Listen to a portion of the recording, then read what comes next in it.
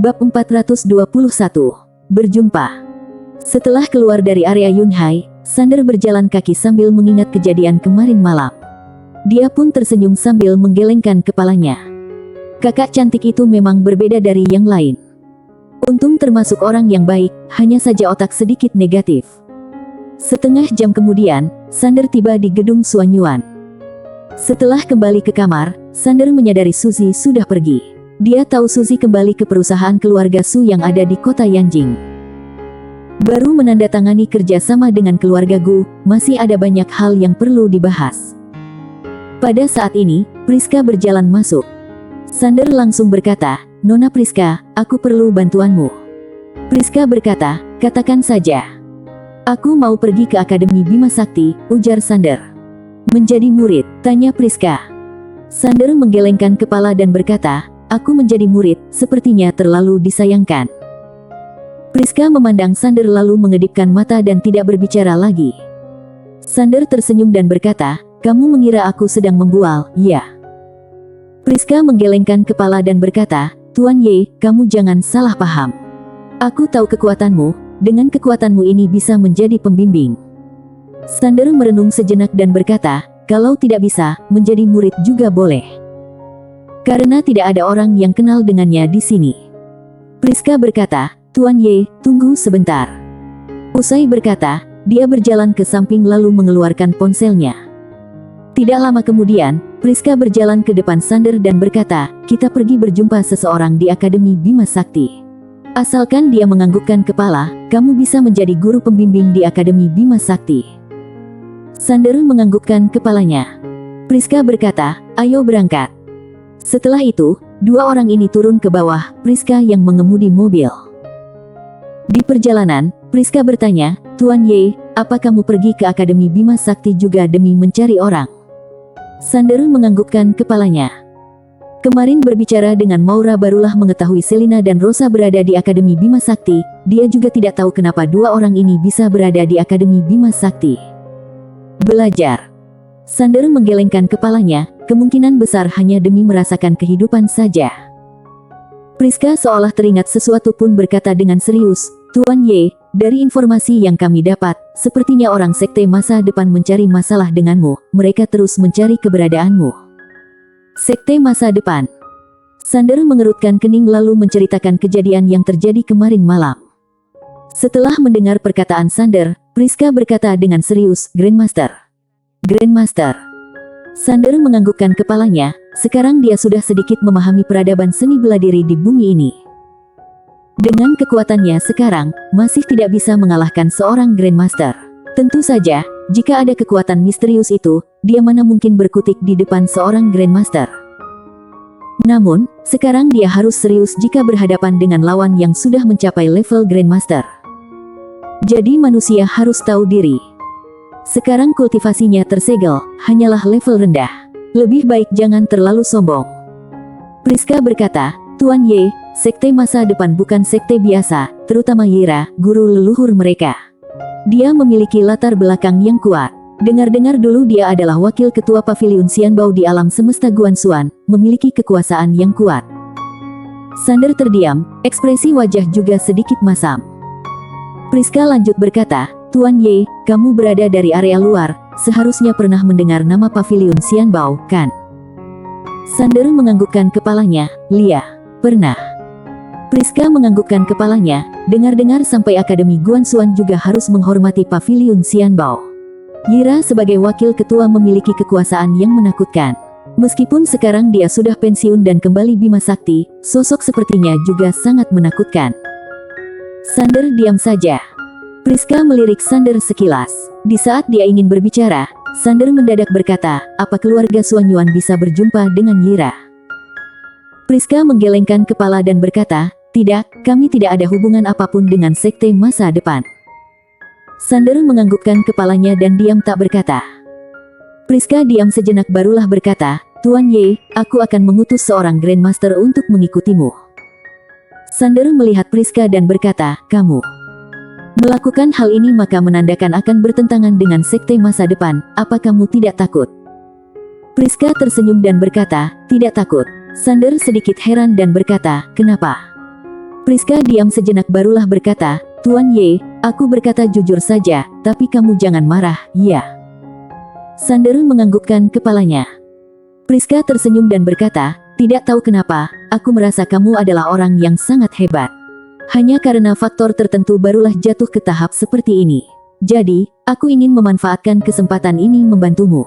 Jika tidak, kedepannya aku ingin membantu juga tidak ada kemampuan itu." Sander diam saja. Priska lanjut berkata, "Aku membantumu, juga berharap ada imbalan. Kamu tidak marah, kan?" Sander menggelengkan kepala dan tersenyum berkata, "Tidak kok." Sama seperti yang dikatakan, Sander tidak marah, memang tidak ada cinta tanpa pamrih di dunia ini. Orang lain membantunya pasti berharap imbalan, semua ini adalah hal yang wajar. Priska pun tersenyum ketika mendengar perkataan Sander, dia pun lanjut berkata, "Untung saja tidak marah. Kenapa aku mengatakan semua ini padamu? Karena aku tahu Tuan Ye adalah orang yang tidak suka bertele-tele, juga orang yang sangat pintar. Aku tahu trik kecilku ini tidak mungkin bisa mengelabuimu, maka itu aku memiliki terang-terangan saja." Sander tersenyum dan berkata, "Nona Priska, dari kota Baiyun sampai sekarang kamu sudah membantuku sangat banyak, semua ini aku akan ingat selalu dalam hatiku." Priska menggelengkan kepalanya dan berkata, "Semua ini hanyalah hal yang kecil, lalu kamu juga sudah memberikan aku 2 buku teknik. 2 buku teknik adalah benda yang berharga tinggi dibandingkan dengan bantuan ini." Sander berkata, "Nona Priska, kenapa kamu bisa merasa aku lebih hebat dari sekte masa depan?" Priska berkata, "Firasatku." "Firasat?" Sander pun tertawa. Priska berkata, "Nanti aku akan meminta senior untuk diam-diam membantu Tuan Ye." Sander menggelengkan kepala dan berkata, "Tidak perlu." Priska memandang ke arah Sander, Sander pun tersenyum berkata, "Aku akan baik-baik saja." Priska berpikir sejenak dan berkata, "Baiklah. Jika kamu memerlukan bantuanku, boleh langsung mencariku." Sander menganggukkan kepalanya. Tidak lama kemudian, mereka berdua tiba di Akademi Bima Sakti. Akademi Bima Sakti bukan hanya akademi terbaik di kota Yanjing, juga merupakan akademi terbaik di Lowata. Karena akademi ini dibangun dengan biaya besar oleh Sekte Galaksi, guru di sini juga paling terbaik di Bima Sakti. Bukan hanya seperti ini, asalkan kamu bisa lulus ujian masuk Akademi Bima Sakti, maka semuanya gratis. Kamu tidak hanya bisa mendapatkan wawasan yang berlimpah juga ilmu seni bela diri kuno di sini. Lalu, hal yang paling penting adalah ingin keluar dari bumi untuk melihat dunia lain, hanya bisa melalui Akademi Bima Sakti. Saat berdiri di depan gerbang masuk Akademi Bima Sakti, Sander sedikit kaget, karena dia menyadari bangunan Akademi Bima Sakti bukan tipe modern, melainkan mirip dengan bangunan di alam semesta Guansuan, memiliki banyak geraha yang megah, juga ada pagoda yang tinggi. Kebetulan sekarang adalah jam masuk murid-murid Akademi Bima Sakti, maka itu ada banyak murid di gerbang masuk. Mereka menunjukkan senyuman manis. Bisa masuk ke sini adalah kebanggaan. Pada saat ini, Priska berjalan ke samping lalu mengeluarkan ponselnya. Tidak lama kemudian, seorang senior berjubah panjang berjalan keluar. Senior ini berambut putih dan terlihat tua. Priska langsung maju dan memberi hormat, "Pak Gu." Pak Gu menganggukkan kepala, dia melihat Sander yang ada di sampingnya dan berkata, "Dia adalah orang yang kamu bilang itu." Priska menganggukkan kepalanya, "Benar." Pak Gu melihat Sander dan berkata, "Apa kelebihanmu?" Sander berkata, "Aku membaca banyak buku, pandai menggunakan pedang dan hebat dalam berkelahi." Pak Gu mengedipkan mata dan berkata, "Pandai menggunakan pedang." Sander menganggukkan kepalanya. Pak Gu langsung berkata, "Ikut aku." Setelah itu, dia membawa Sander dan Priska masuk ke dalam akademi. Tidak lama kemudian, mereka bertiga muncul di arena bertarung. Ada seorang wanita cantik yang duduk di tengah arena ini, lalu ada pedang yang terletak di pahanya. Pak Gu memandang ke arah Sander dan berkata, "Koko adalah murid terbaik yang menguasai ilmu pedang di akademi ini. Jika kamu bisa mengalahkannya, aku akan merekomendasimu menjadi guru pembimbing ilmu pedang." Sander memandang ke arah wanita itu dan berkata, "Baik." Pada saat itu, wanita bernama Koko ini membuka kedua matanya. Dia mengambil pedang berjalan ke depan Sander dan berkata, "Pergi pilih pedangmu." Sander malah menggelengkan kepala dan berkata, "Tidak perlu." Koko mengedipkan matanya dan berkata, "Yakin?" Sander menganggukkan kepalanya. Tangan langsung menebas pedang, gerakan secepat kilat. Master tingkat 8. Ada suara ledakan kuat saat pedang keluar dari sarungnya. Namun, Sander hanya memiringkan badan menghindari serangan yang menakutkan ini. Serangan pertama Koko tidak mengenai sasaran, dia langsung menebas lagi. Namun, Sander mendadak muncul di depannya, lalu jari menyentuh keningnya Koko. Keterampilan bertarung. Bertarung jarak dekat, dia pasti tak terkalahkan. Satu jurus berhasil mengalahkan musuhnya. Pak Gu juga tercengang. Koko membelalakkan matanya seolah-olah tidak percaya. Sander menarik kembali tangannya dan berkata, "Lagi." Koko mendadak menusuk pedangnya ke arah keningnya Sander. Kali ini, gerakan lebih cepat, lalu memiliki niat membunuh.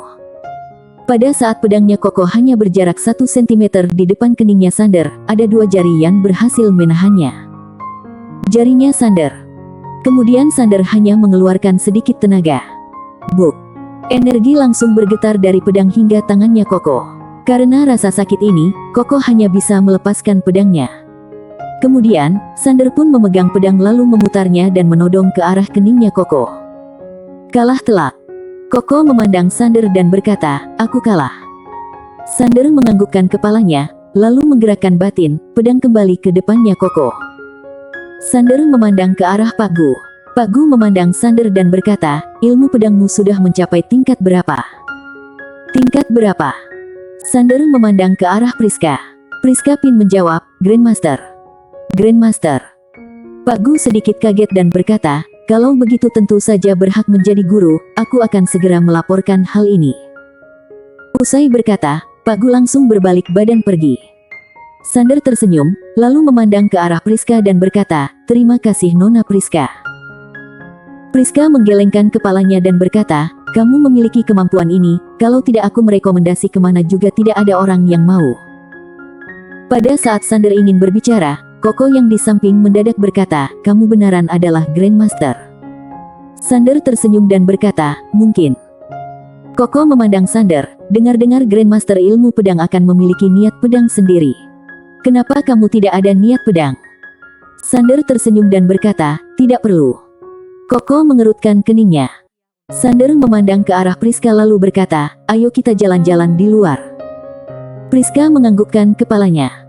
Setelah mereka bertiga meninggalkan arena bertarung itu, Sander melihat sekitar, dia harus mengakui pemandangan Akademi Bima Sakti sangat indah, lalu memiliki penghijauan yang cukup, ada orang yang duduk di tanah sambil belajar.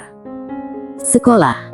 Akademi Bima Sakti tersenyum, kondisi seperti ini barulah disebut sekolah. Akademi Guansuan juga termasuk sekolah, tetapi semua murid berjuang sekuat tenaga untuk berkultivasi, masih kurang aura pengetahuannya.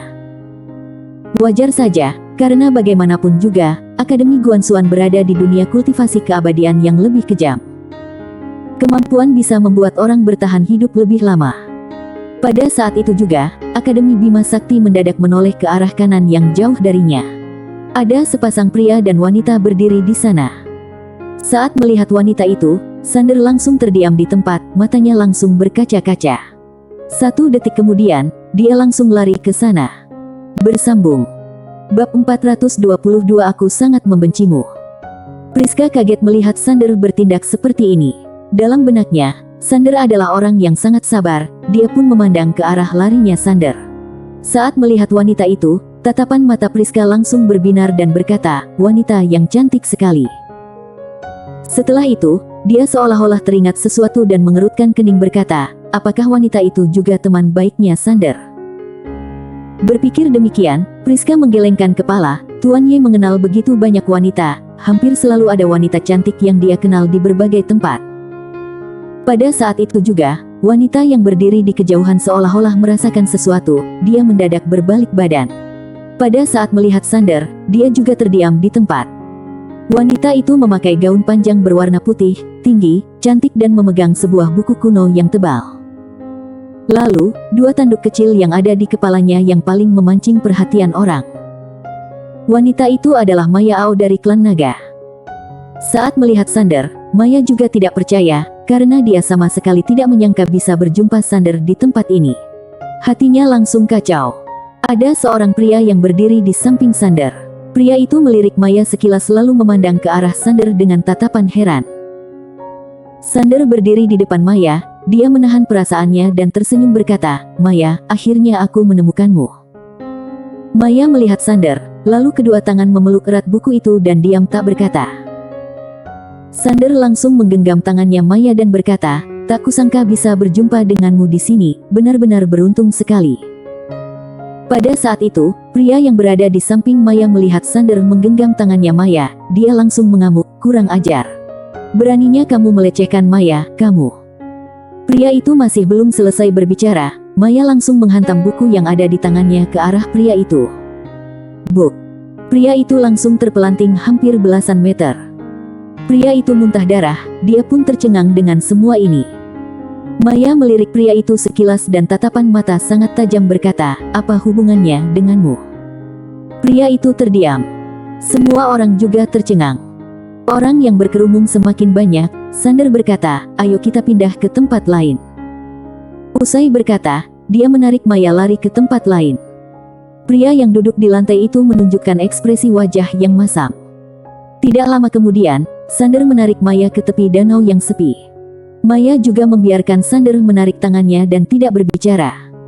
Sander melihat Maya dari atas sampai bawah, lalu berkata, "Maya, kultivasimu juga tersegel, ya?" Maya menganggukkan kepala, ada energi misterius di sini. Awal datang ke sini, kultivasi juga tersegel. Energi itu sangat kuat, aku juga mencoba untuk membuka segel ini, tapi tidak ada gunanya. Namun, energi ini juga tidak melukaiku. Setelah itu, dia memandang ke arah Sander dan berkata, "Kultivasimu juga tersegel." Sander menganggukkan kepalanya. Maya sedikit heran dan berkata, "Apa kamu tahu siapa yang menyegelnya?" Sander berkata dengan serius, "Seharusnya adalah ayahku, Master Pedang Dunia." Maya sedikit penasaran dan berkata, "Master Pedang Dunia juga datang ke sini?" Sander menganggukkan kepalanya. Maya melirik Sander sekilas dan diam tak berkata. Sander lanjut bertanya, "Kamu adalah guru di sini, ya?" Maya menganggukkan kepalanya. Sander tersenyum dan berkata, "Sebentar lagi, aku juga akan menjadi guru di sini." Maya menundukkan kepala dan tidak berbicara. Sander memandang Maya dan berkata, "Kamu tidak senang, ya?" Maya memeluk erat buku kuno itu dan berkata, "Kenapa kamu datang mencariku?" Sander mendadak memeluk Maya dan berkata dengan lembut, "Aku merindukanmu." Badan Maya langsung bergetar, kemudian air mata langsung mengalir keluar, "Kamu lagi-lagi mencariku?" Sander memeluk pinggangnya Maya dan berkata, "Lia, aku ingin bersamamu seumur hidup." Maya menengadahkan kepala melihat Sander, air mata terus mengalir dan berkata, "Kamu sudah berkeluarga." Sander diam saja. Maya sedikit kecewa melihat Sander tidak berbicara. Dia pun meronta, tetapi Sander berusaha memeluknya lagi. Sander menatap Maya dan berkata, "Masalahmu ini nanti baru dibicarakan lagi. Intinya, saat aku kesini, ayahku minta kita melahirkan anak naga baru pulang." Anak naga. Muka Maya langsung memerah. Kemudian dia meninju ke dadanya Sander. Buk! Sander seketika langsung terpelanting belasan meter dan menghantam ke permukaan tanah yang keras, lalu muntah darah. Sander pun tercengang. Maya juga terkejut. Dia barulah ingat kultivasinya Sander dalam kondisi tersegel. Maya langsung lari ke depan Sander dan memapahnya berdiri lalu berkata dengan nada gemetar, Kamu baik-baik saja?" Sander baru ingin berbicara, dia kembali muntah darah. Hal ini langsung membuat ekspresi wajah Maya semakin panik. Sander sangat bingung dan berkata dengan nada gemetar, "Maya, bukannya kultivasimu juga tersegel?" Maya diam sejenak barulah berkata, "Aku melatih ulang kekuatan fisik." "Kekuatan fisik?" Sander tersenyum tipis. Dalam kondisi kultivasi sama-sama tersegel, Maya tentu saja memiliki kelebihan. Karena dia adalah klan naga, dalam segi fisik, klan naga memang lebih kuat. Lalu, talenta Maya juga lebih baik darinya, sekali melatih pasti akan lebih cepat. Sebenarnya, tadi dia juga tidak menyangka saja, kalau tidak pasti bisa menghindari tinjuan Maya. Maya mendadak berkata, "Aku akan membawamu pergi pengobatan." Setelah itu, dia langsung memeluk Sander lari keluar. Sepanjang perjalanan, sebagian besar orang menoleh ke arah mereka. Seorang wanita memeluk seorang pria. Tatapan mata dari orang-orang di sekitar juga membuat Maya merasa kesal, tetapi dia juga tidak memedulikannya, terus memeluk Sander. Tidak lama kemudian, Maya membawa Sander ke sebuah kamar. Dia pun membaringkan Sander di atas ranjang, lalu berbalik badan mencari barang. Setelah itu, dia mengeluarkan sebuah perban dan berkata, "Kamu, buka bajunya." Sander membuka bajunya, sekarang lukanya sudah terbuka lebar. Sander juga sedikit takut, untung saja kultivasi Maya tersegel. Kalau tidak, satu tinjuannya mungkin bisa merekrut nyawanya. Benar-benar sangat menakutkan. Melihat luka di dadanya Sander, mata Maya pun memerah dan berkata, Kenapa kamu tidak mengelak tadi?" Sander menggelengkan kepala, "Jangankan tinjuan, meskipun kamu menggunakan pedang menusukku, aku juga tidak akan menghindari." Tangan Maya yang sedang mengobati Sander pun bergetar. Dia memandang Sander dan berkata, "Sekarang kamu sudah pandai menghibur wanita, ya?" Sander mendadak menggenggam tangannya Maya dan berkata, "Apa kamu masih ingat kisah kita pergi ke alam semesta nyata?" Maya menganggukkan kepalanya. Sander tersenyum dan berkata, "Saat itu, aku mengira kita akan mati di sana." Maya diam saja. Sander lanjut berkata, "Setelah itu, aku pergi mencarimu di klan naga. Paman bilang kamu sudah pergi. Waktu itu, aku sangat takut kamu membenciku. Sebenarnya tadi saat berjumpa denganmu, aku juga takut kita menjadi orang asing." Maya menundukkan kepala dan tidak berbicara. Sander menatap Maya dan berkata, "Maya, kita sudah bersama. Kamu pasti tahu isi hatiku sekarang, kan?" Maya sedikit gugup berkata, Aku tidak tahu." Sander tersenyum dan berkata, "Baik, aku akan memberitahumu, aku suka denganmu." Badan Maya langsung kaki, kemudian air mata langsung mengalir dari matanya. Dia mendadak memeluk Sander dan berkata, "Aku tidak pernah berharap kamu menikah denganku, juga tidak ingin berebutan dengan orang lain. Aku hanya ingin satu kata darimu, tapi kamu tidak bersedia mengatakannya.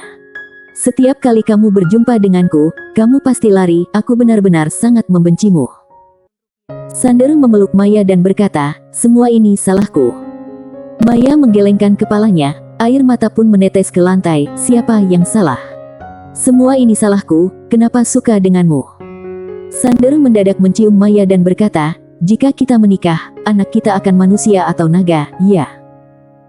Muka Maya langsung memerah, dia memelototi Sander dan berkata, "Dulu kamu tidak mungkin berkata seperti ini, sekarang kenapa juga menjadi begitu nakal?" Sander berkata, "Karena takut kehilanganmu." Maya menengadahkan kepala melihat ke arah Sander. Sander tersenyum dan berkata, "Sangat takut."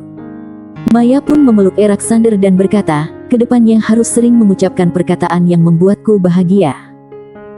Sander tersenyum dan berkata, "Baik, aku akan mengatakannya seumur hidup." Maya pun tersenyum dan berkata, "Lia." Sander lanjut berkata, "Ayahku berada di Bima Sakti, nanti saat aku menemukannya, aku akan meminta dia memimpin upacara pernikahan kita." Badan Maya bergetar, dia diam sejenak dan menggelengkan kepala berkata, "Tidak perlu." Sander berkata, "Tidak apa-apa kok."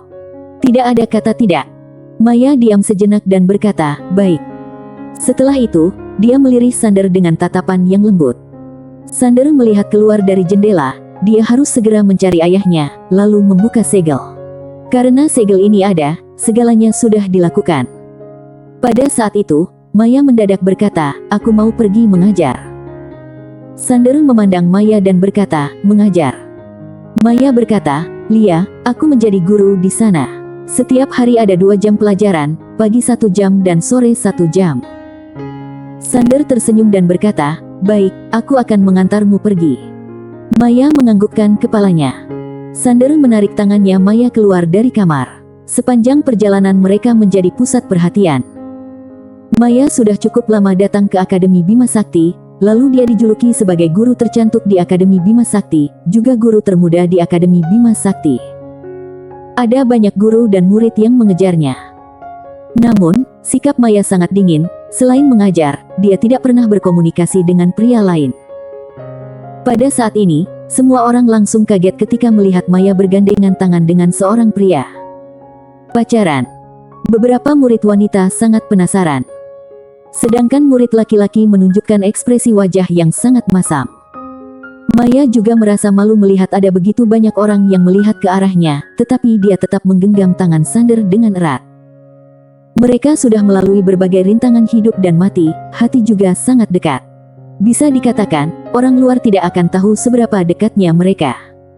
Tidak lama kemudian, berita Maya memiliki pacar langsung tersebar luas di Akademi Bima Sakti. Di saat mereka berdua akan tiba di kelas, muncul seorang pria yang mengadang di depan mereka. Pria yang memakai jas, berbadan tegak dan tampan. Alex Lee dari Akademi Budo. Ada orang yang kaget dan berkata, apa yang ingin dia lakukan? Pasti menyampaikan isi hatinya. Tapi, Bu Maya sudah punya pacar loh. Sekarang masih menembak, bukannya terlalu. Asalkan tekad kuat, pasti bisa berhasil. Pacarnya Maya lumayan tampan. Lucu, memang tampan bisa dimakan.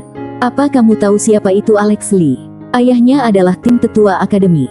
Aku melihat pacarnya Bu Maya seperti pria lemah, pasti hanya mengandalkan hubungan saja.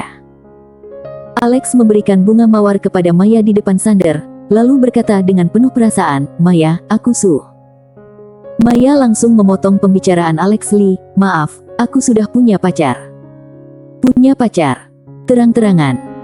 Ekspresi wajah Alex Lee sangat masam, dia masih ingin berbicara, Maya langsung menarik Sander berjalan pergi. Alex Lee mendadak berkata, Maya, apa kamu tidak mau pergi ke Sekte Galaksi? Maya berbalik badan ke arah Alex Lee. Alex Lee berkata dengan tenang, kali ini, guru akademi hanya ada 2 kuota untuk pergi ke Sekte Galaksi, apa kamu tidak mau pergi ke sana? Maya menganggukkan kepala dan berkata, aku pengen ke sana. Alex Lee memandang Maya dan tersenyum berkata, ayahku bisa memutuskan siapa yang pergi ke sana. Usai berkata, Alex Lee langsung berbalik badan pergi. Alex Lee tahu, wanita ini pasti tidak bisa menolak godaan ini, pasti akan memanggilnya. Alex Lee berjalan sambil berhitung, 1, 2, bersambung.